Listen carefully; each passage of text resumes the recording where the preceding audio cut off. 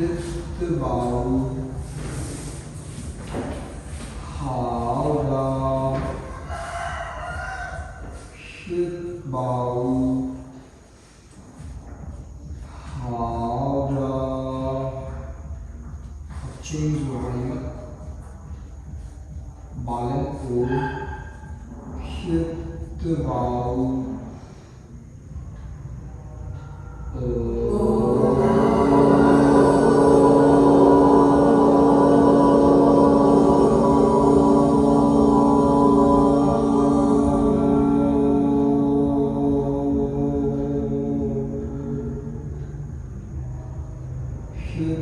vào,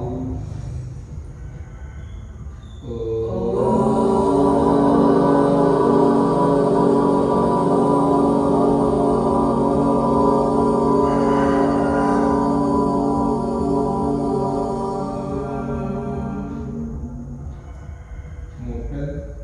hít vào,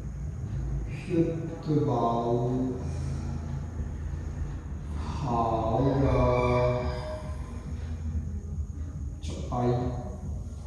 xoa tay.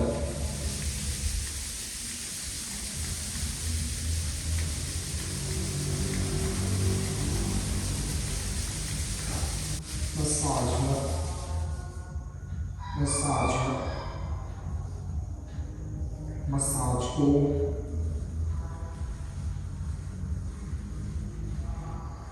Đưa vòng đất lưng hai tay. Namaste Sanjay. Tôi hít vào thành hai tay lên tập trung lên. Thở ra hai tay xuống lưng xuống. Hít vào, thở ra, hít vào, thở ra hai tay xuống đầu quay lên trán xuống miệng xuống. Hít vào lên cánh tay lên đến hai tay. Thở ra hai tay xuống đầu quay lên trán xuống miệng xuống. Hít vào, thở ra hai tay xuống đầu quay lên trán xuống miệng xuống. Hít vào, thở ra hai tay xuống đầu quay lên trán xuống miệng xuống. Một lần hít vào, đàn tay lên cao đến hai tay, rồi 5 4 3 2 1. Thở ra đàn tay phía sau, hai tay phía sau chạm xuống đàn tay lên cao. Hít thở lên hung rồi 5 4 3 2. Bàn tay lên cao. 1. Hít vào lên. Thở ra thẳng tay phải xuống bên phải, hai chân hàng bật lên. Hít vào hai tay ngang. Thở ra xuống bên trái. Hít vào, thở ra xuống bên phải. Hít vào, thở ra xuống bên trái. Hít vào, thở ra phải. Hít vào, thở ra trái. lên hít vào thở ra tay phải đầu với chân trái, tay trái thang xuống bên phải, hai tay thang ngực mình lên, rồi 5 4 3 ngực mình lên, hai tay thang xuống bên phải, 2 1 hít vào thở ra xuống bên trái, rồi 5 4 3 2 1 hít vào lưng thang ngực mình lên, thở ra tay trái đầu với chân phải, tay phải xuống bên phải phía sau, lưng thang lên bên phải phía sau, hít vào thở ra, hít vào thở ra,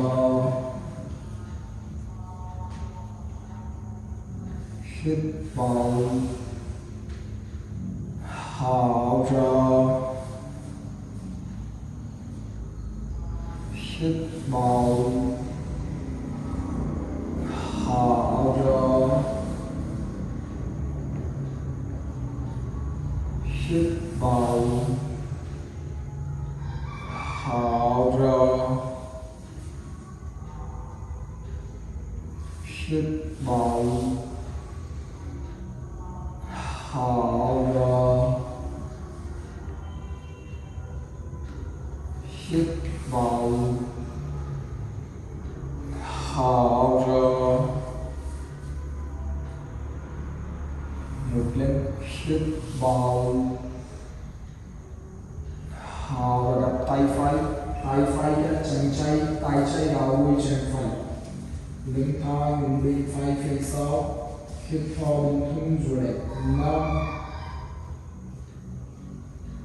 4 3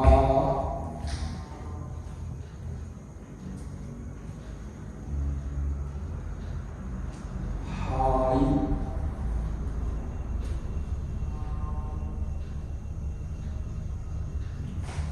1 hít vào lưng thang lên, thở ra xoay bên trái,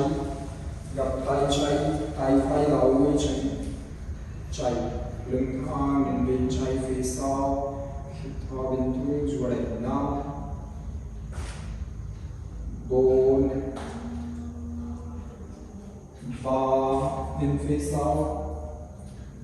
2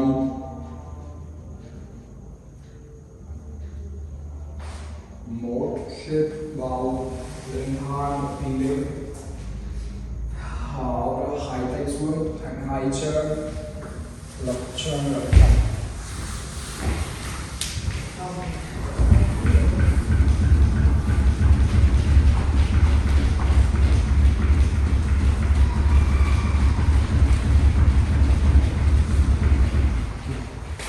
thu gập tay chân, bàn tay lập chân, 1 2 3 4 5 6 7 8 9 10, hít vào thở ra, giữ chân trái chân phải, hít vào thẳng hai tay lên mình hàng chút, thở ra tay phải xuống bên phải phía sau, hít vào tay trái lên ngẩng lên,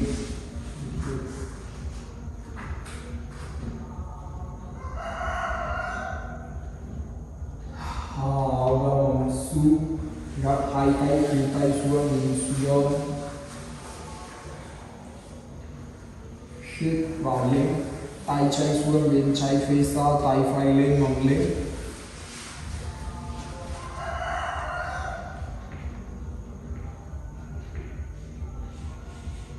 thở ra nằm xuống, gập hai tay khuỷu tay xuống nhìn xuống,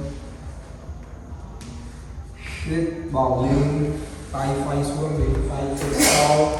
phải chạy lên, lên, mông lên, thở ra bằng xuống,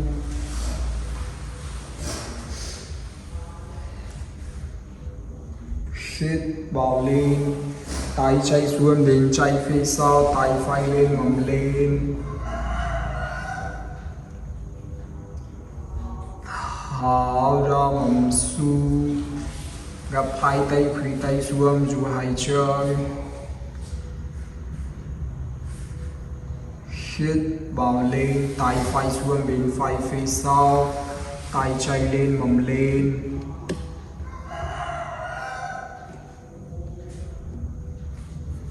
thở ra bằng xuống, gập hai tay khuỷu tay xuống nhìn xuống,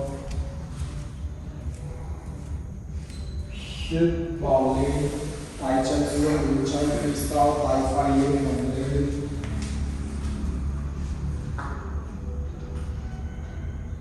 thở ra bằng xuống, gập hai tay khuỷu tay xuống nhìn xuống, dua hai chân, tay xuống dua hai chân, hít vào một lần, tay phải xuống bên phải phía sau, tay chân lên, lên xoay tay phải lên, hai tay xuống bên phải phía sau, chân dua lên, không lên, năm, bốn, ba, xoay tay phải lên, xoay tay phải, hai, một, thở ra bằng xuống,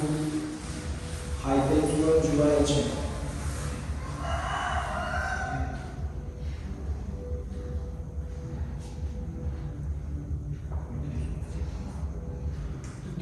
hít vào lên,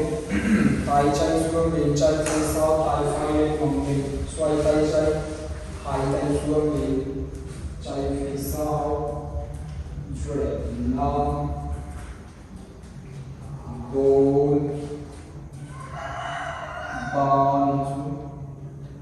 hai, lên, một, thở ra bằng xuống, hai tay tiếp, chạm xuống lên xuống, hít thở lên lưng rồi, hàng tay, năm, hàng tay tiếp, bốn, ba, hai, một, hít vào, hai tay lên nhìn hàng chút, thở ra hai tay xuống, chân trái bên trái, chân phải bên phải, hai chân thẳng, nằm phía trước, hít vào lên, đan tay lên nhìn thẳng chút, thở ra thẳng hai tay xuống bên phải, chân xuống, chân phải lên xuống,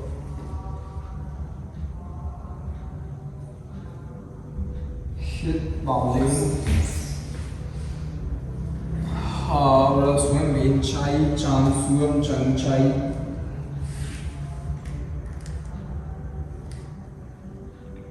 hít vào lên,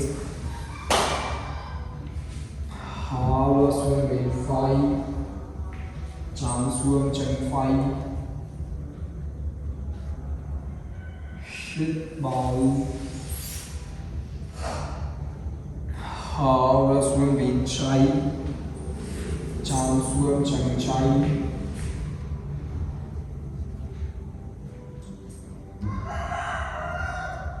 hít vào, thở ra,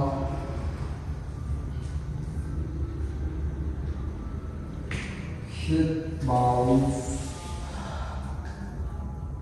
thở ra,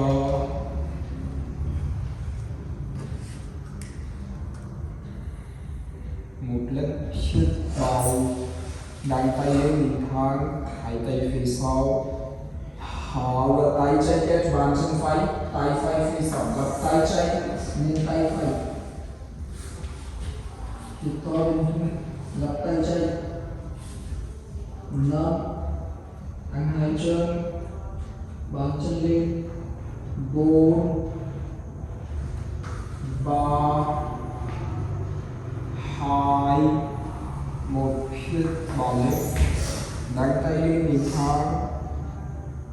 Hào, rồi xuống bên trái, gập tay phải, thẳng tay trái, lên tay trái, dù đẩy 5, lên tay trái, 4, 3, 2, 1, hít vào lên.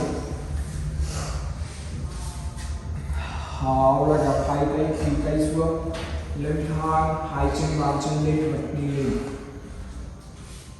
Dù đẩy 5, 4, 3, 2, 1, hít vào cùng hai tay lên. Hào, đó hai tay xuống, đến hai chân lên, một chân,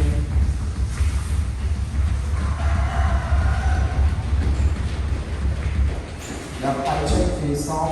slowly come to cat pose. Thì tay xuống lên, going like this, going like this. Hai tay thang,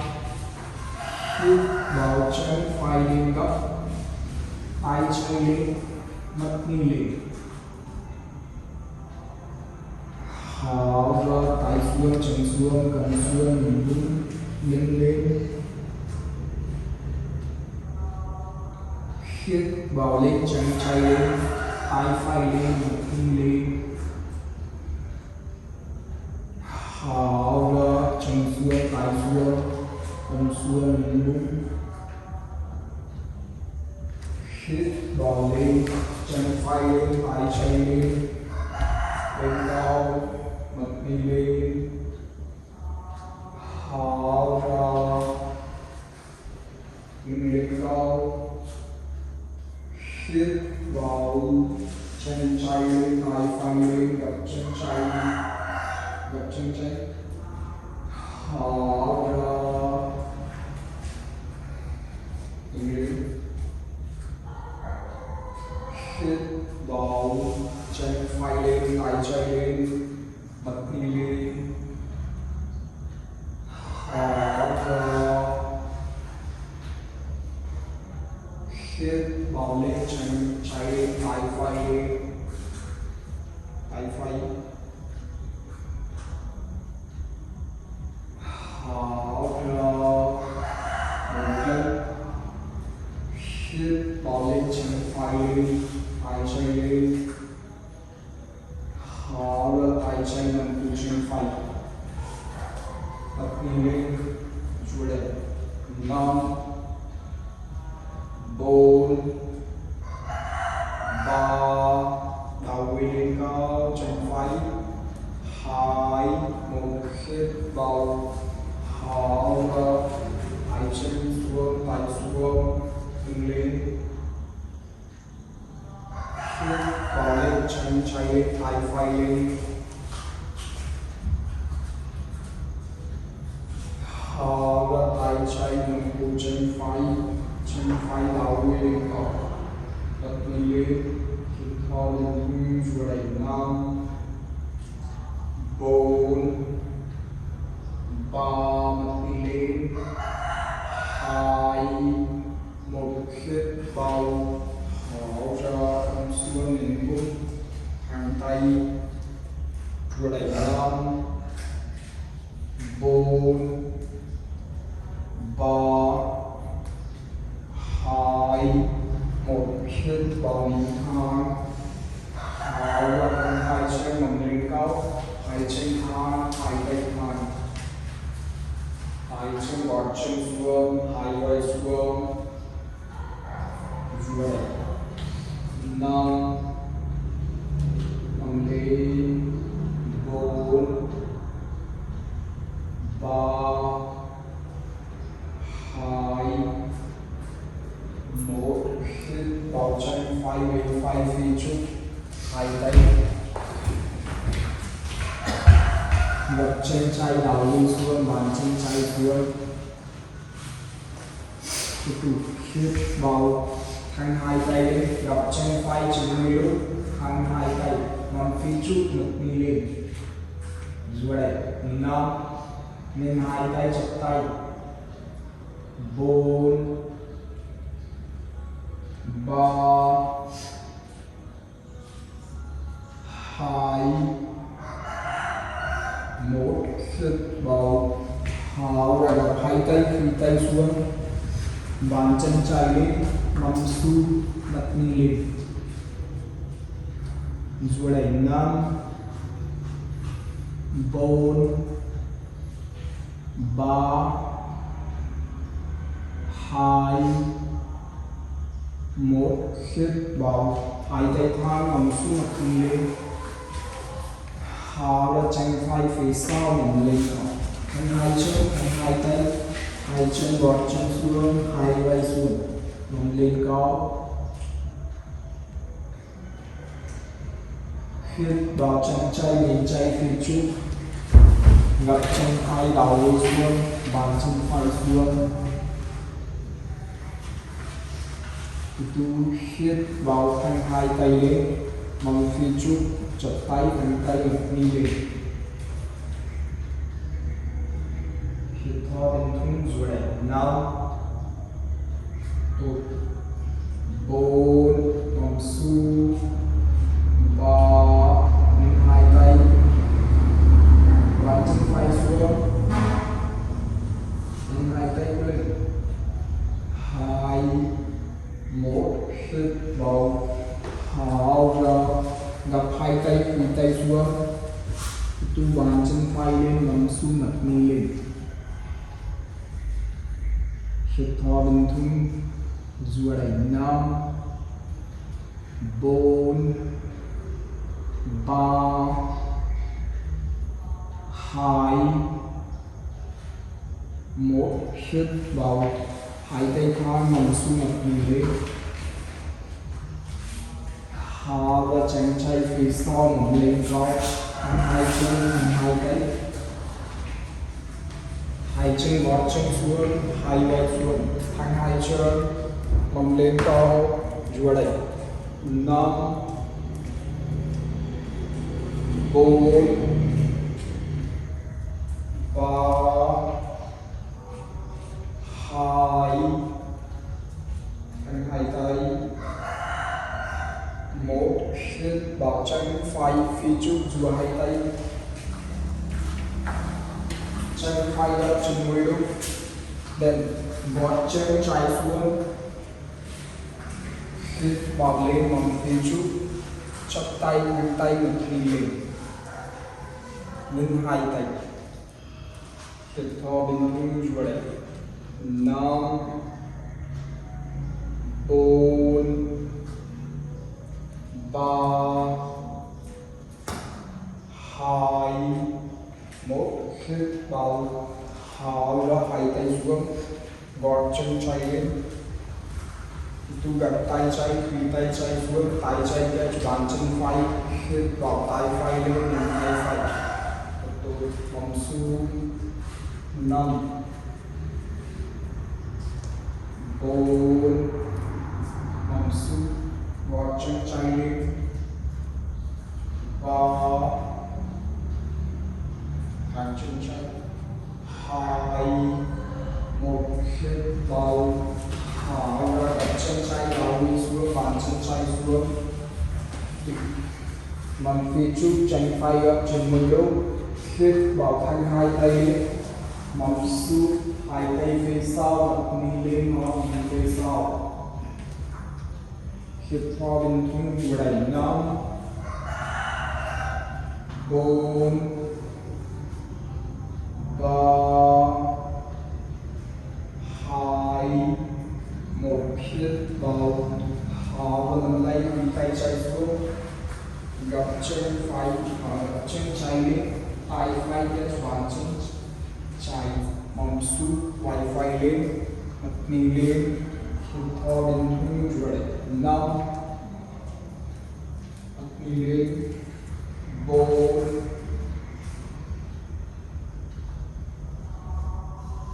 3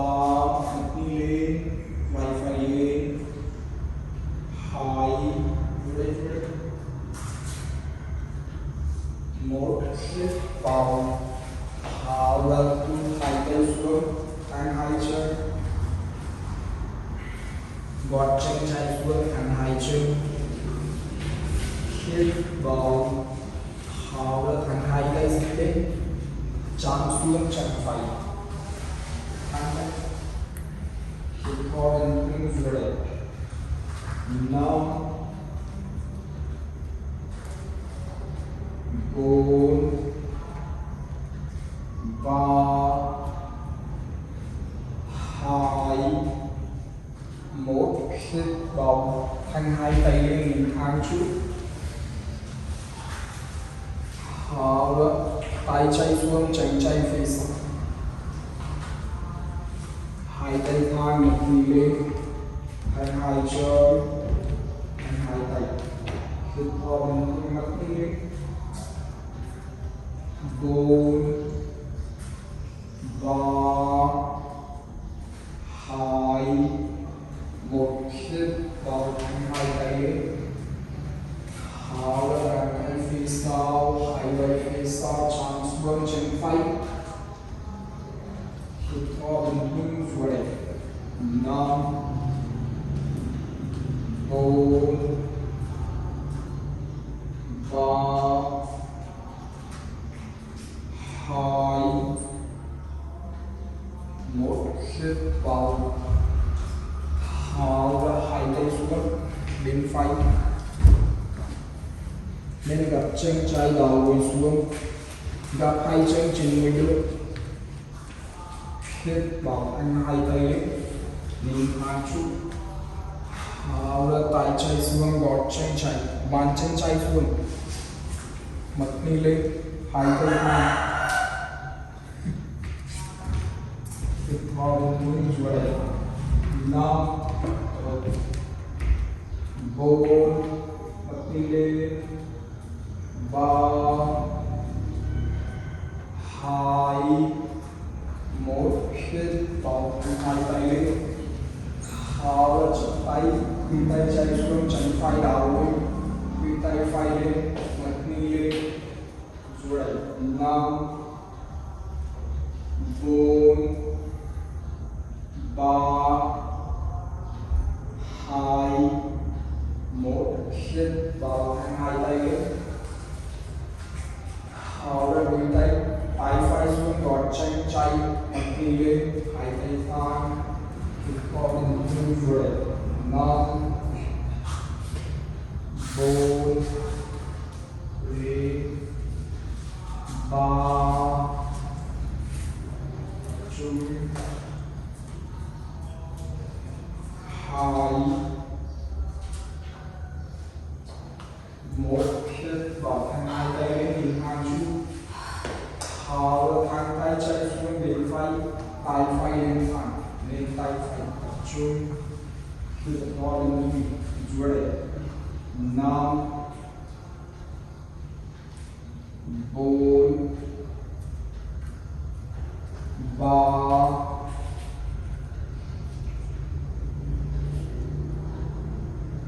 2 1 hít vào, thanh hai tay lên, thở ra, hai tay xuống, chân phải phía sau, gập tay chân đầu đi xuống,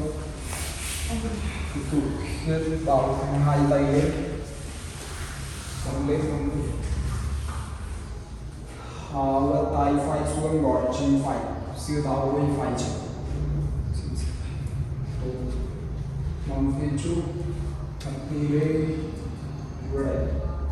5 4 3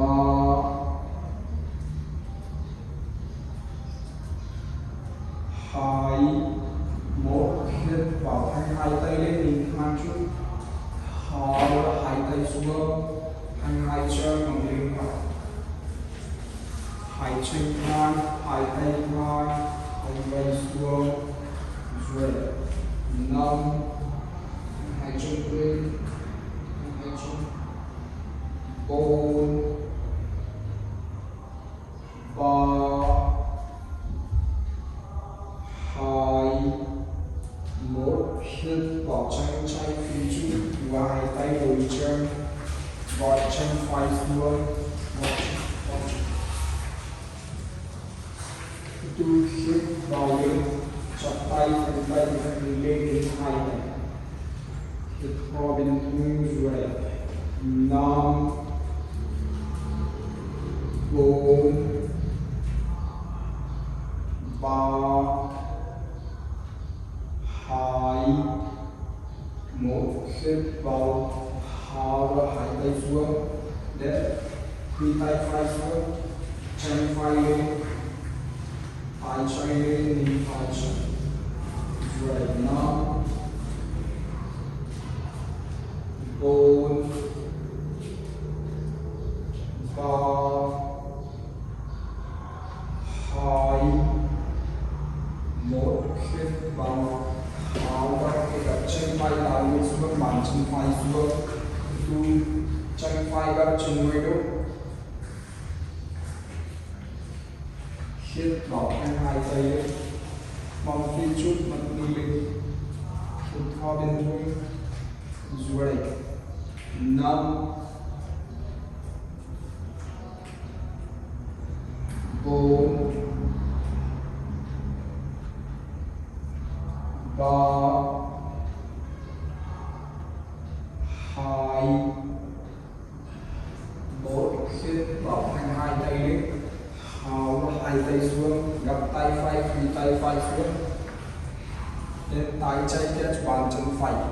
hít vào, tháo ra đi lên, dưới, năm, bốn, ba, hai, một. Hít vào, tháo ra, tu gót chân phải xuống, hai chân, suy chân phải phía trước, hít vào, tháo ra hai tay dịch lên, chạm xuống chân chạy, hít vào bên hông dưới, năm, bốn, ba,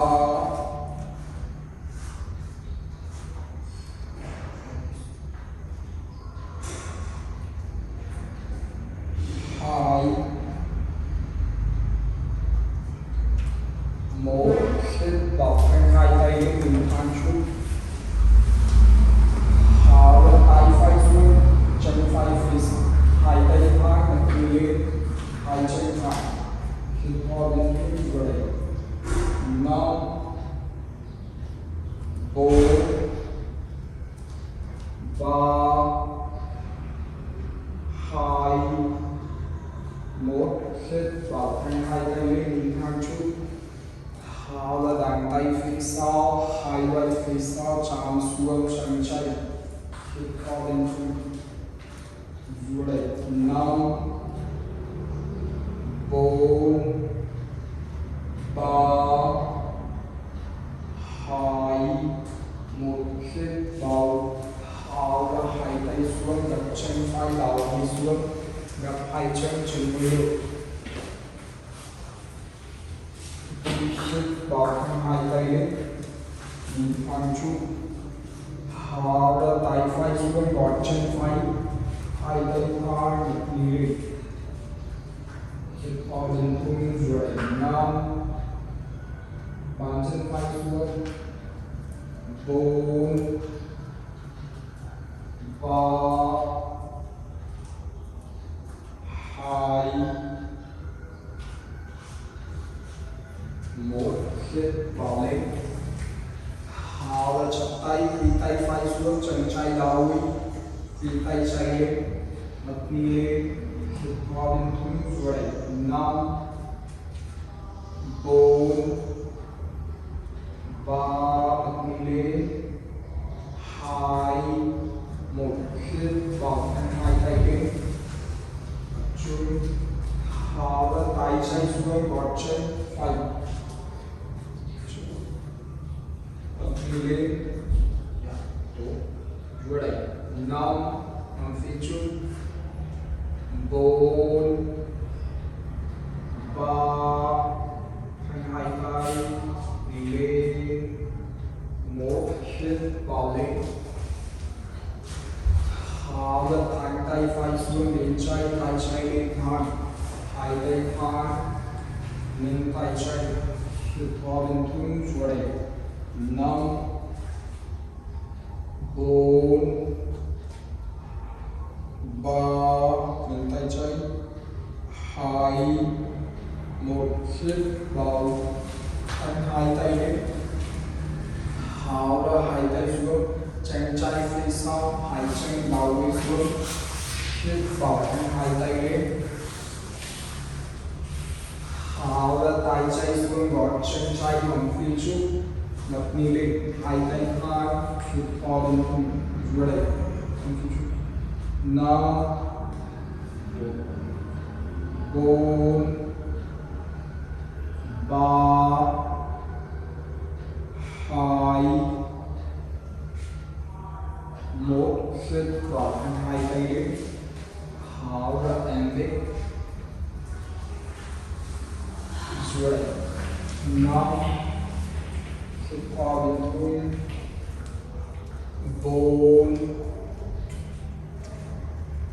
ba hai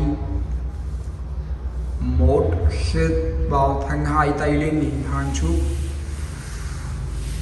hào ra hai tay xuống hai tay xuống thẳng hai chân mỏng lên cổng tu hít vào chân phải lên cao thẳng chân phải lên cao tốt hít thở bên thun vừa đây năm bốn ba hai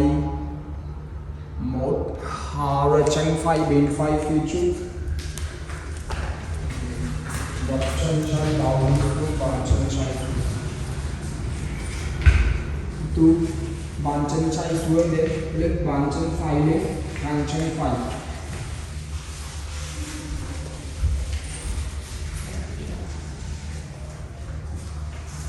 hít vào tay phải lên đến tay phải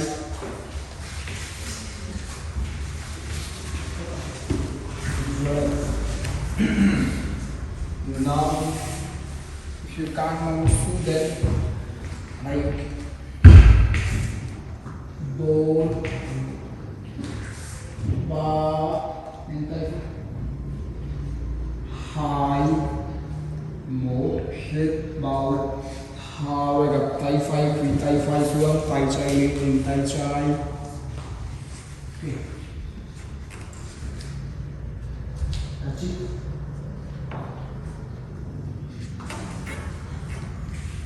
bốn ba hai một hít vào hào ra hít vào hai tay xuống đấy chân phải lên hàng chân phải xuống bên chân hai chân như thế tay phải lên cao một tay vừa đấy tay phải lên cao bốn ba hai một hít vào hào ra chân phải phía trước vừa anh đấy gặp chân trái đầu đi xuống bàn chân trái xuống bàn chân phải lên chân on if you can then right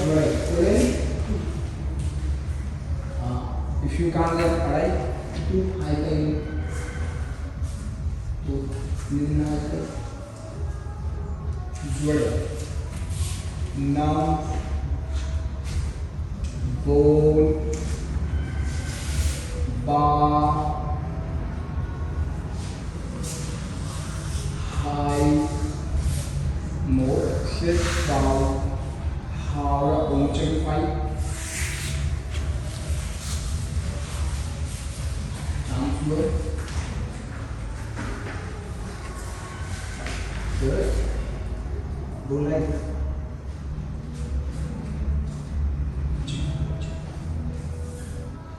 Duỗi 5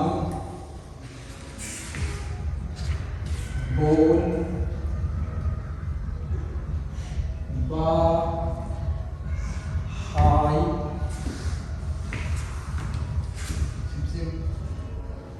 2 1 hít vào thanh hai tay lên ngực đi lên. Thở ra hai tay xuống, chân trái thẳng hít vào chân phải lên. Nào đặt chân phải xuống bên trái, hít vào chân phải lên, xoay tay trái chân trái. Rồi hai chân trái đặt chân phải. Rồi 5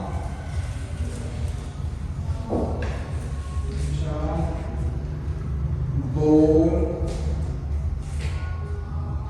3 2 1 hít vào, thở ra hai tay xuống, chân phải lên, thẳng chân phải xuống bên trái.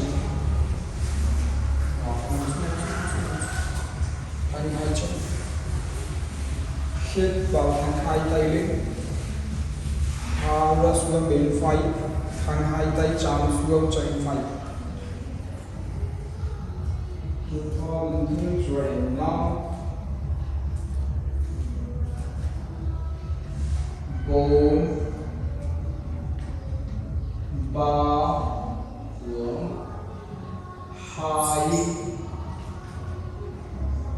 1 hít vào thẳng hai tay lên, thở ra hai tay xuống bên phải, hít vào lên mông lên, thở ra chân phải bên phải, gập hai chân vào bên dưới, hít vào thẳng hai tay lên nhìn thẳng chút, thở ra tay trái xuống gọt chân trái, tay phải xuống gọt chân phải, hông phía trước mặt lên. Hít thở bên thủ. Rồi 5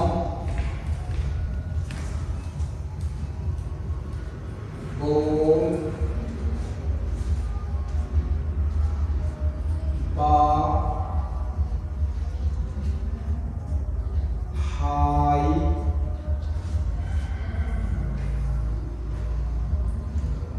1 hít vào thẳng hai tay lên,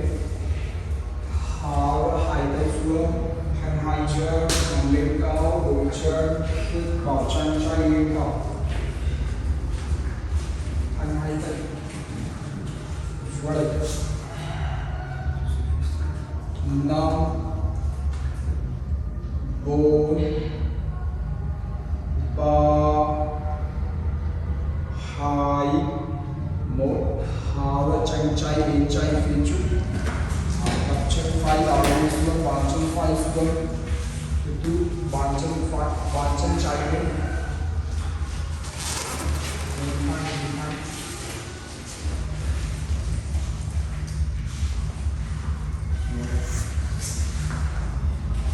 If you can't want to, then जुआड़े tay trái lên. 5 4 3 2 1 hít vào, thở ra tay trái xuống, tay phải lên, ngực chân trên.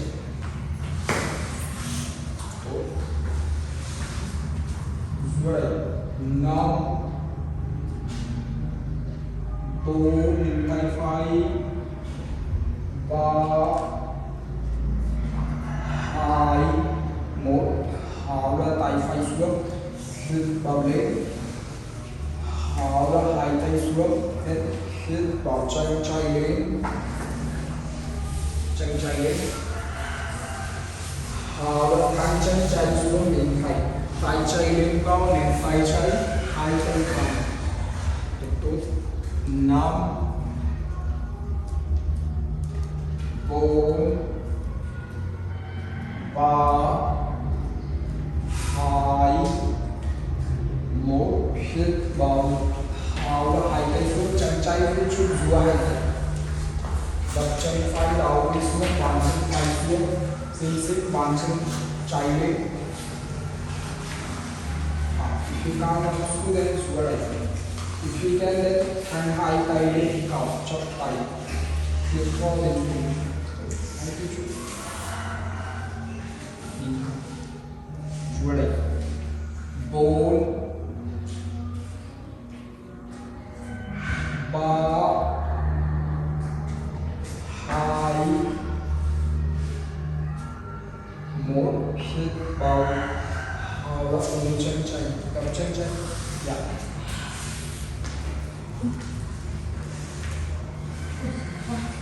5 ngập chân chạy đánh chân tay 3 hai tay 2 1 hít vào lên hai tay lên tháo ra hai tay xuống tụi hít vào lên nằm lên tay chân trái lên gập chân trái xuống đến phải hít vào lên cùng rồi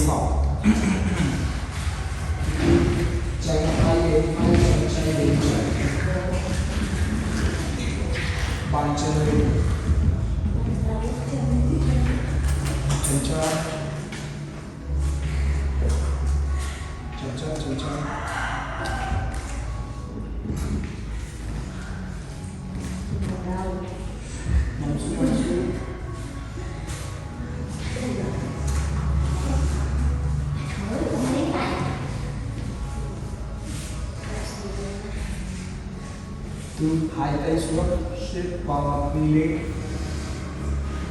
lưng thang thẳng hai chân tháo ra tay phải quay xuống tay trái kết bàn chân phải mặt đi lên quy tay trái lên hít vào bên trong chuột 5 4 3 2 1 hít vào lưng thang mặt đi lên tháo ra xuống bên trái tay trái quay xuống tay phải kết bàn chân trái mặt đi lên hít vào bên trong chuột 5 4 3 2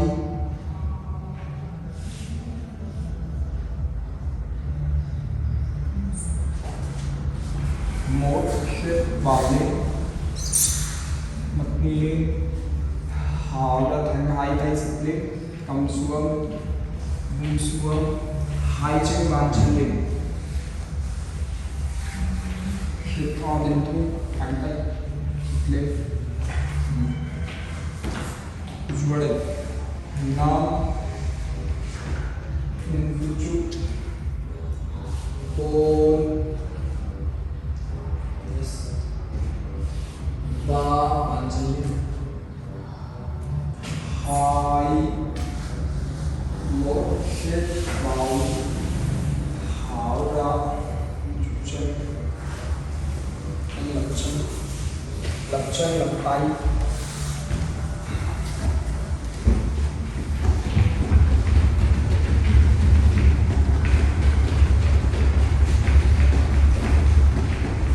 tay chút xíu chân trái trái,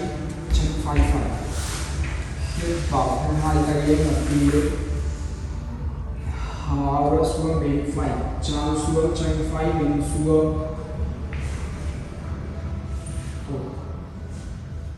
hít vào lên,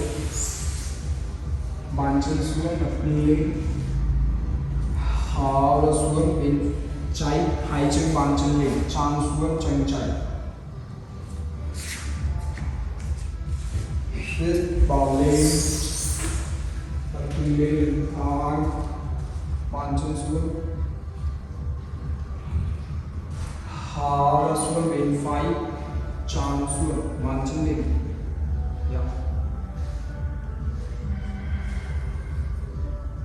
hít vào lên, bàn chân xuống, mặt lên, hạ ra xuống bên trái, chạm xuống chân trái, một lần hít vào lên, đặt tay lên bàn chân xuống, hạ ra hai tay xuống chùa hai chân, hai tay xuống chùa hai chân, chạm xuống lên xuống, hít thở lên thung, hai chân bàn chân lên, chùa để năm, bốn, ba, thẳng hai chân, thẳng hai tay, hai, một, hít vào, thẳng hai tay lên, bật đi lên, hạ ra hai tay xuống, xuống lấy cầm cả đất tay,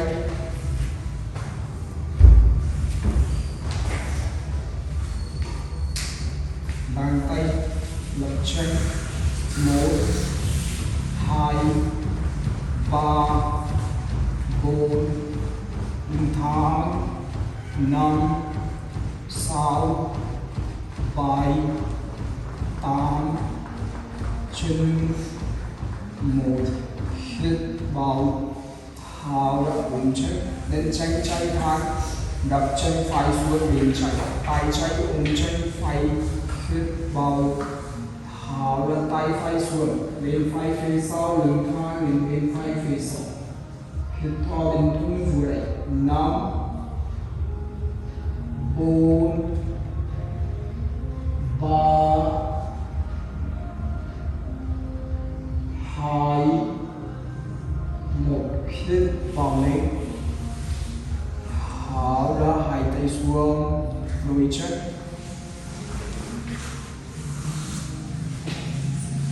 hít vào,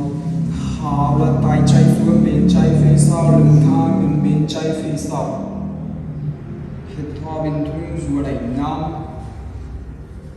bốn, ba, hai, một, hít vào, thở ra, hai chân một chân, dựng lên, ôm chân, hít vào, thở ra, lên xuống, một, hai, ba, bốn, năm, sáu, bảy, tám, chín,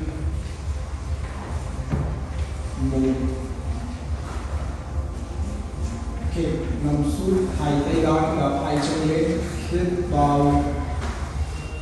thở ra, gập hai chân xuống bên vai, tay phải xuống chân trái đầu, bên tay trái. Hít vào lên, thở ra, hít vào lên, thở ra, gập tay phải lên tay trái. Hít vào, thở ra,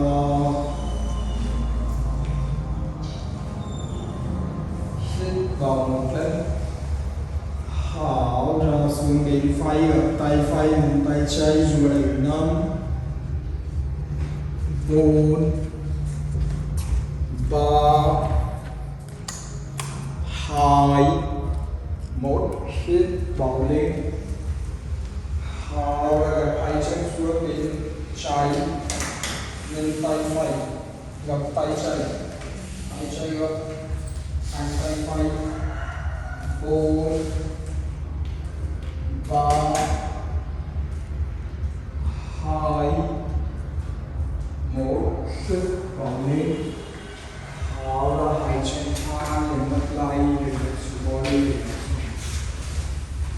down.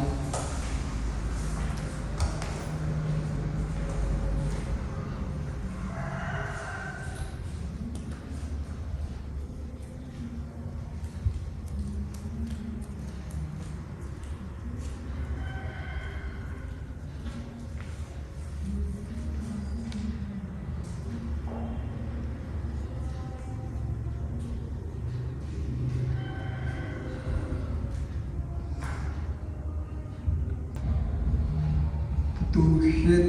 vào, thở ra, lập chân lập tay.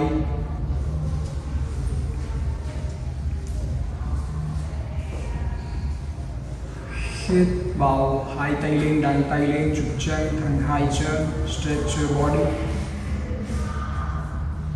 Thở ra, hít vào, thở ra, một lần, hít vào, đan tay lên cao, stretch your body maximum, rồi lại 5 4 3 2 1. Thở ra, gập hai chân xuống bên phải,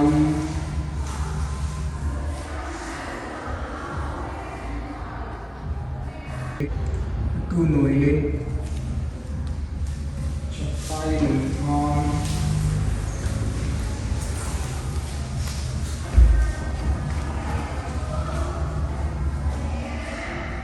hít vào,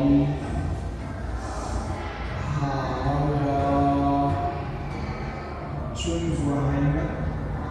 một lần ngoài Shanti. Hít vào, hít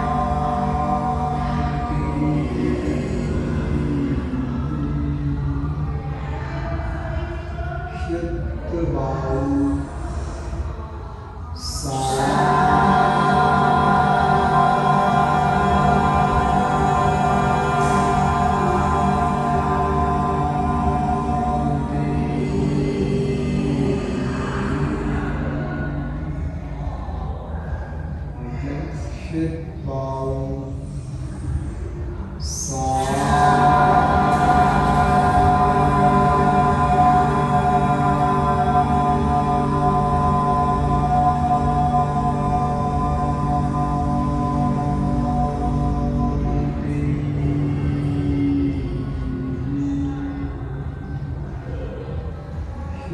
hít vào, hảo xuống đấy.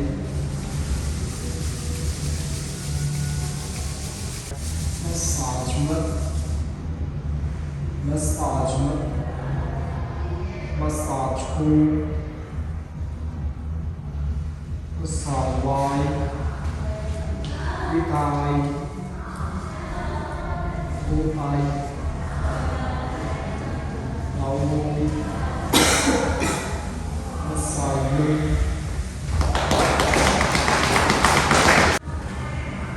chú mình hai lấy.